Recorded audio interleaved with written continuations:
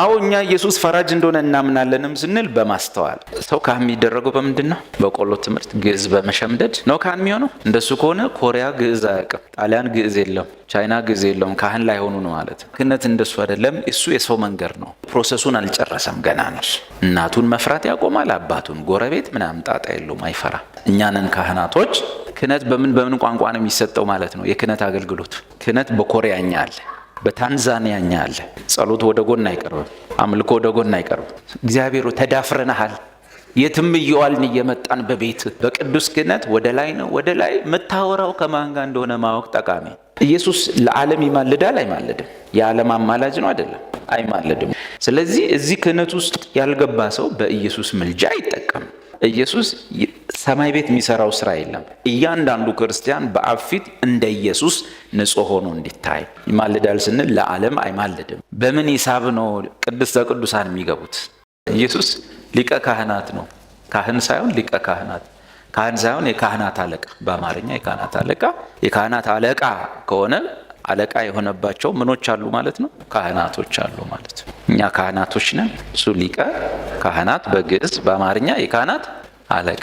እነማን ናቸው ካህናት? እዛው ጴጥሮስ አንደኛ ጴጥሮስ 2:5 ራእይ ምዕራፍ 5 ሁለቱ ቦታ ላይ ሰው ካህን የሚደረገው በምንድን ነው?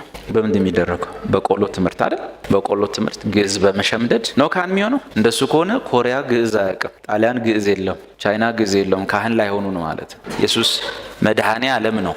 ይሰማል? መድኃኔ ዓለም ነው። እና ክህነት እንደሱ አይደለም። እሱ የሰው መንገድ ነው። አንድ ሰው ካህን የሚደረገው እንዴት ነው? ዘሌዋውያን መጽሐፍ ላይ መጀመሪያ ለያቸው፣ መርጣ አውጣቸው ይላል አይደል? ለያቸው ይላል አይደል? ዓለም ሳይፈጠሩ አስቀድሞ ያወቃቸው እነሱን ምን አረጋቸው? ጠራቸው። መጀመሪያ ተጠርተህ ትወጣለህ። ከዛስ በኋላ ምንድን ነው የሚሆነው?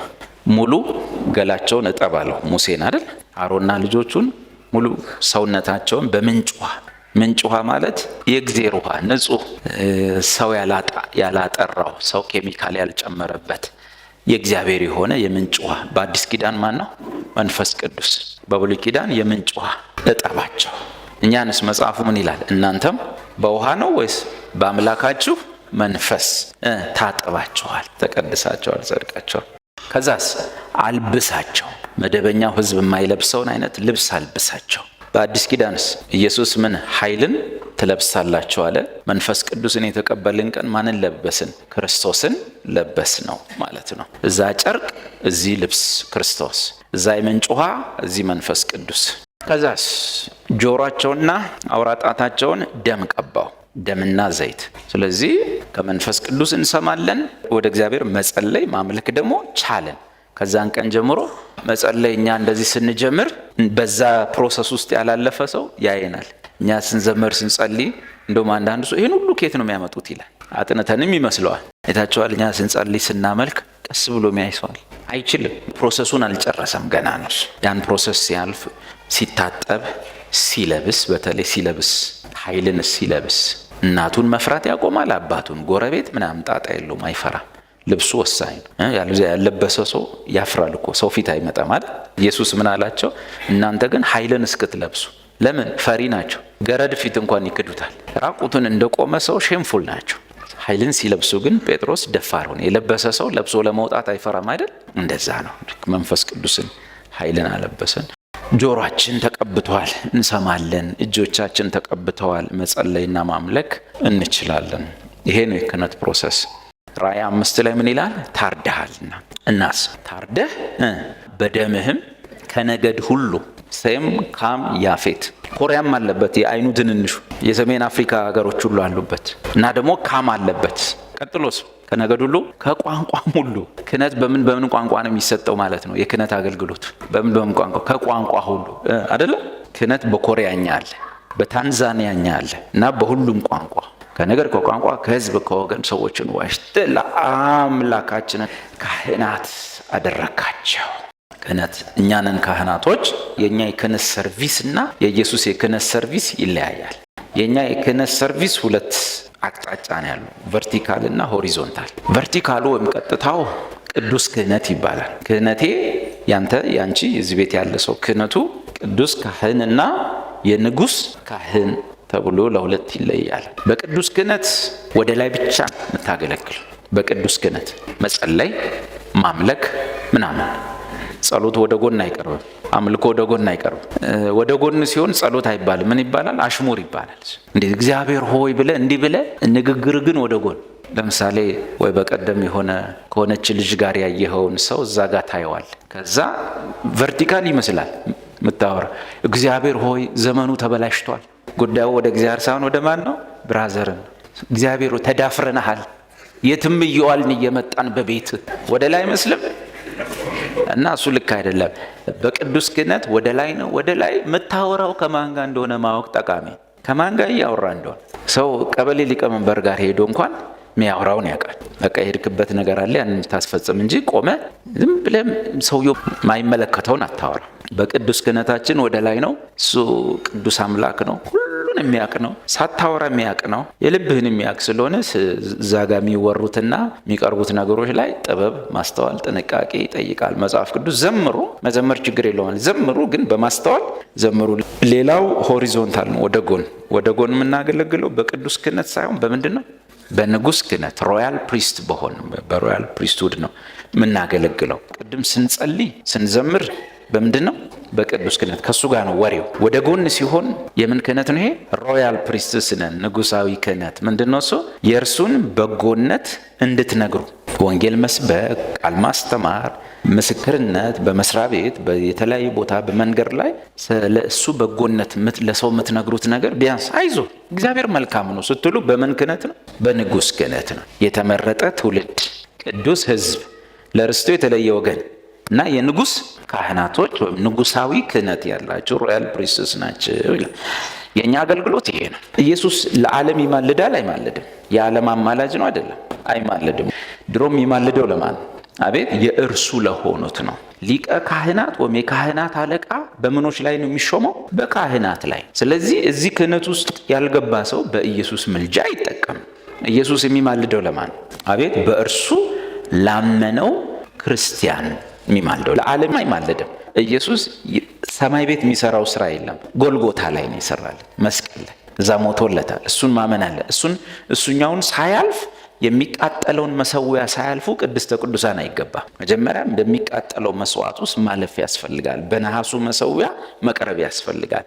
ለዓለም ኃጢአት እማልዳለሁ ነው ወይስ ለዓለም ኃጢአት እምሰጠው ምኔን ነው? አቤት መስቀል ላይ የሚለውን ስጋዬን። ስለዚህ መጀመሪያ ያላመኑ ሰዎች ሌላም በኢየሱስ ያላመኑ የኃጢአታቸውን ስርየት መጀመሪያ መቀበል አለባቸው። የኃጢአት ስርየት የሚገኘው በመስቀሉ ስራ ነው። የመስቀሉ ስራ ምን ይባላል? የምንድንበት ወንጌል። በወንጌል ማመን አለ። በወንጌል አምነን ከዳንን በኋላ ግን በሕይወታችን ድካም ይኖራል። አምነን ከዳንን በኋላ ልንደክም እንችላለን። ምህረት ያስፈልገናል፣ አቅም ያስፈልገናል ማለት ነው። ምህረት ማለት አቅም ማለት አቅም ያስፈልገናል የሚረዳን ጸጋ ያስፈልገናል። እሱኛውን ማደል ነው የሱ የሊቀ ክህነት ስራ። አምነው ለዳኑ ሰዎች በድካማችን ሁሉ ሊራራልን የሚችል ታላቅ ሊቀ ካህናት የእግዚአብሔር ልጅ ስላለን እና ስርየት ልንቀበል ነው ወይስ ምህረት?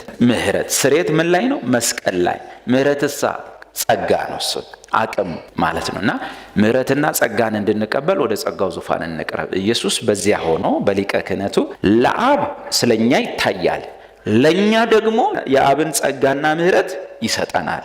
ምልጃው ይሄ ነው። ለኛ በአብ ፊት ይታያል። አብ ማንን ነው የሚያየው? ኢየሱስን። ስለ ኃጢአተኛው ክርስቲያን፣ ስለ ደካማው ክርስቲያን። ከአብ ዘንድ ደግሞ ለደካማው ክርስቲያን ምን ይመጣለታል? ጸጋና ምህረትን ማን ነው የሚያቀብለው? ሊቀ ካህናት ኢየሱስ። ስለዚህ በአብ ፊት ስለኛ በመታየት 24 ሰዓት ቅዱሳን ሆነን እንድንታይ፣ ንጹሐን ሆነን እንድንታይ 24 ሰዓት 365 ቀን እያንዳንዱ ክርስቲያን በአብ ፊት እንደ ኢየሱስ ንጹሕ ሆኖ እንዲታይ። ግን ኢየሱስ ሲያን ብዙ ችግር አለብን። በስጋ የተነሳው የስጋ ተካፋይ ሆኖ በነገር ሁሉ እንደኛ የተፈተነ ስጋ ሆኖ እርሱ በድካማችን ሁሉ ሊራራልን ይችላል እና ጸጋና ምህረትን ይሰጠናል። ለእኛ ጸጋና ምህረት፣ ለደካማው ክርስቲያን በአብ ፊት ግን ያ ክርስቲያን 24 ሰዓት ንጹሕ ሆኖ እንዲታይ ይረዳዋል እንጂ ክርስቲያኑ በደከመ ቁጥር አብጋ ቆሻሻ አይደለም። ክርስቲያኑ ዝሎ በመጣ ቁጥር አብጋ እርኩስ አይደለም። አብጋር ክርስቲያኑ የሚታየው በማን መልክ ነው? ዕብራውያን 9 ስለ እኛ አሁን ይታይ ዘንድ አብ ጨርሷል። ከክርስቲያን ጋር ያለው ጣጣ አብ ጨርሷል። አብ ረክቶ አርፏል። አላርፍ ያለው ክርስቲያን ነው። አብ የክርስቲያኑን ጉዳይ በኢየሱስ ጨርሷል። ኢየሱስና እኛ ግን ቀጣይ ኬዝ አለ። ካህንም የሆነበት ምክንያት እሱ ነው።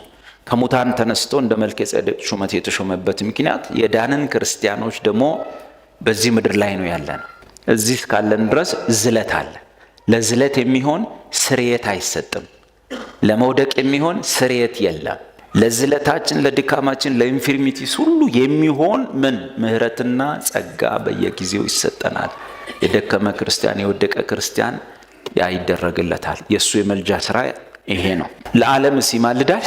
አቤት እንዳትሳሳቱ፣ ሌላ ትምህርት ውስጥ እንዳትገቡ። ደግሞ ይማልዳል ስንል ለዓለም አይማልድም። ምን ብሏል እሱ ራሱ? ዮሐንስ 17 እኔ ለዓለም አልጸልይም፣ አንተ ለሰጠኸኝ ለነዚህ ነው ምጸልየው። እና ጸሎቱ ለኛ፣ ሞቱ ለዓለም፣ ምልጃው ለቤተ ክርስቲያን፣ መስዋዕትነቱ ለዓለም። እና በኢየሱስ ምልጃ ለመጠቀም የግዳቸውን ለኃጢአታቸው እንደሞተ ማመን አለባቸው።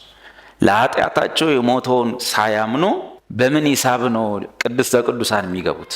ከእግዚአብሔር ጋር በመስቀሉ ሥራ ሳይታረቁ በምን ሂሳብ ነው ስለነሱ ሊቀ ካህናቱ ሊቀ አሕዛብ ሆኖ የሚማልደው? እና የቤተ ክርስቲያን አማላጅ ለዓለም ደግሞ የኃጢአት ቤዛ ነው። አዎ እኛ ኢየሱስ ፈራጅ እንደሆነ እናምናለንም ስንል በማስተዋል በቤተ ክርስቲያን ላይ አይደለም። ፈራጅነቱ በዓለም ላይ ነው። አማላጅነቱ በሚመጣው ሕይወትም ደግሞ ክብር መካፈል፣ መንግስቱና ክብሩን የሚያካፍለን ለቤተ ክርስቲያን ነው። ቤተ ክርስቲያን ፍርድ በሚባለው ሂሳብ ውስጥ የለችበትም። እሷ መጥቶ እንዳይፈርድባችሁ እመኑ ምትል ነች። ለዛ ደግሞ ለዚህ ቅደም ተከተል ጥሩ ማሳያ የብሉይ ኪዳኑ መገናኛው ድንኳን ነው። ቅድስት ውስጥ እነማን ይገባሉ? ካህናቶች በምን የተጠቀሙ ናቸው? ውጭ ባለው መሰዊያ የተጠቀሙ ናቸው። አንደኛ በማለዳ መጥቶ አንድ ካህን ለራሱ የኃጢአት መስዋዕት እንስሳ ይሰዋል። እኛ ሁልጊዜ አንሰዋም፣ አንዴ ለዘላለም ተሰውቷል።